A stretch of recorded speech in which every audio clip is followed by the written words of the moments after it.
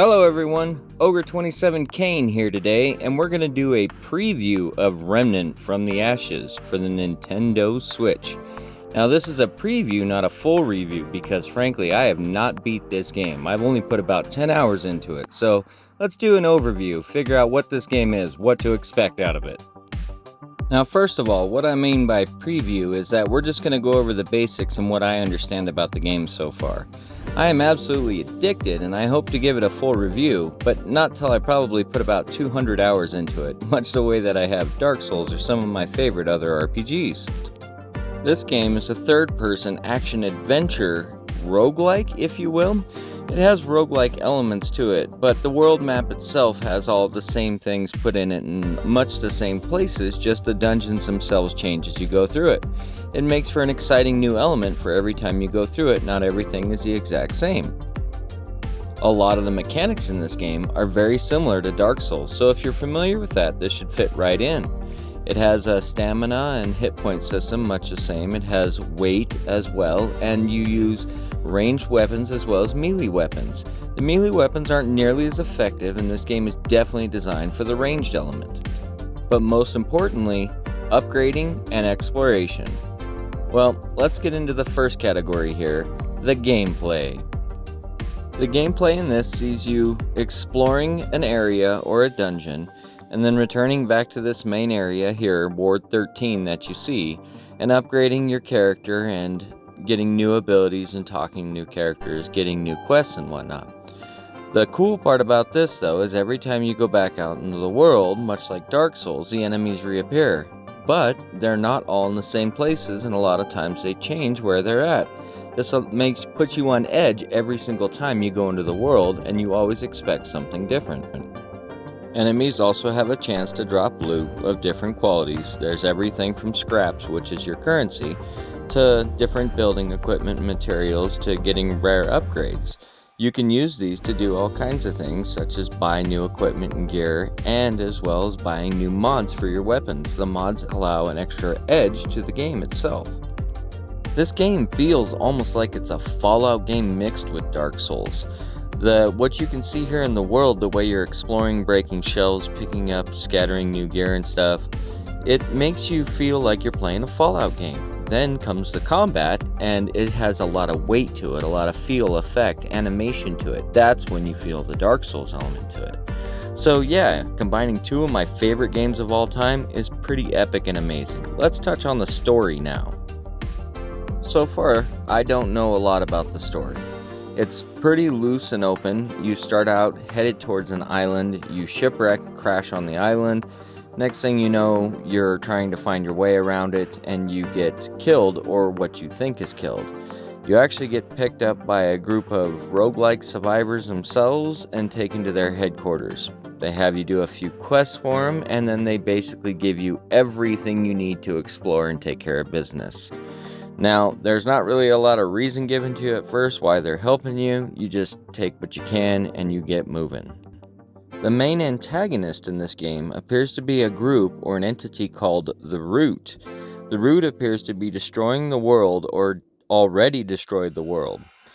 What I can tell is that the Root is not exactly one sentience all to itself, as you find and discover a Root Mother, and she helps you out, gives you a lot of assistance, especially in upgrading your Dragon Heart, which is essentially your Estus Flax in this game.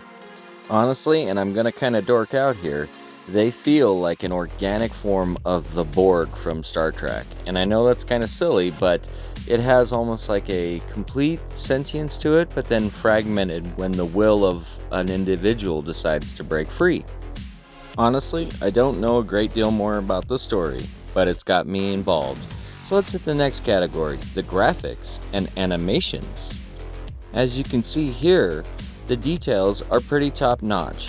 Everything looks really good, and even though the environments are very samey and there's a lot of repeated buildings, they still have certain interactions to them, like breaking windows or going over railings or certain stairs. It's pretty cool, and it keeps you on the edge of your toes. There's just enough variation to keep you wondering which building you're going to enter next. On top of that, only being a 30 FPS, it is very much locked. I did not have any issues with it breaking or anything like that. There was no problems with the animations as well. The art style in this holds up very good to what they're trying to do. And the lighting, as you can see too, is very well done considering everything's kind of a drab autumn almost color. I'm very impressed with this port. This is another one of those games that I did not expect THQ to bring over, and I tried to play Chronos from the Ashes, the previous game to this, but did not enjoy it half as much. I think the art style in this game is much better and the environments are much better. The enemies are also much better, the variations, animations, and everything that comes with them are also much better. This game to me is an upgrade in every single way, shape, and form, and is a reason why you should not even bother with that one. I know that game has its fans, but this game is everything I really expected and wanted that game to be. The only weird glitch I do want to mention is at the beginning of the game, I went and got the submachine gun, and right after it started me right at the beginning and made me redo it. It was super weird. But other than that, let's get into the best category now, the combat. The combat in this is mainly a third-person action adventure.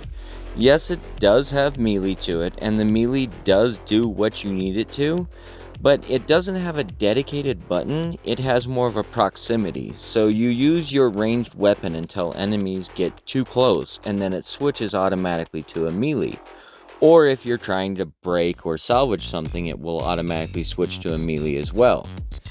It's kind of annoying, honestly. I wish it had a dedicated button, especially since there are so many useless buttons. There's not a heavy attack, there's only just a main attack as well. So that kind of gets kind of weird. But other than that, there's enough variation with your movement and other things you can do that you don't really think too heavily on those details. Those are basically leftovers from Dark Souls in my memory. I think a lot of that honestly derives from the fact this is mainly a shooter. I think a lot of the melee was kind of an afterthought and was something they put in there just to kind of help tide you over for when things get too close. All of a sudden, you want to use it, and the mechanics start to get kind of broken and your character starts to get kind of slow and clunky. That's it on the next category now, the controls and the audio. There isn't really a lot of music in this game per se. There's a lot of ambient sounds and a lot of other things going on. The creatures themselves don't really have an intelligent sound, they just kind of pop up when they're in proximity as well. This kind of bothered me, especially after playing games like Resident Evil where you can, kind of have that three-dimensional sound aspect to it. In this game it's kind of like they're there or they're not. The audio itself, though, is really good, and the sounds to all the weapons and sound effects are good. There's nothing that happens before or after any glitching with any of that. The controls themselves are really, really spot on, and they're designed the way you expect for a Dark Souls game. If you're not used to that, they'll feel really slow and they'll kind of bother you. The game is obviously designed around you upgrading your character to grow in speed to make these controls more fluid. It's part of the skill and difficulty to the game itself. It's one of the rewards for getting better at it, upgrading your speed. There's also a lot of options for changing and inverting your axis and changing the sensitivity as well. You can also change the layout of the buttons from what I understand, but I like the default button layout. It works perfectly for me. I never had to stretch or do anything crazy, and there's no button combinations that make your brain break while you're in the middle of combat. As you can see, everything functions well. Let's do a conclusion now. Well, after only 10 hours, I can definitely conclude that this is definitely worth its full price. I only paid $40 brand new for it, and it was definitely worth that. I'm going to get a couple hundred hours out of this, I can tell. I will play it through multiple times. And that to me is worth that price point. I would have probably paid $60 for it. Well, if you need another Dark Souls type fix on the Nintendo Switch, this is definitely the second best one you can play. This video was an absolute blast to make. Thank you for watching it. I really enjoyed. I upload every single Monday. Please like and subscribe, and have yourself a great rest of your day. This is Ogre 27 Kane signing out.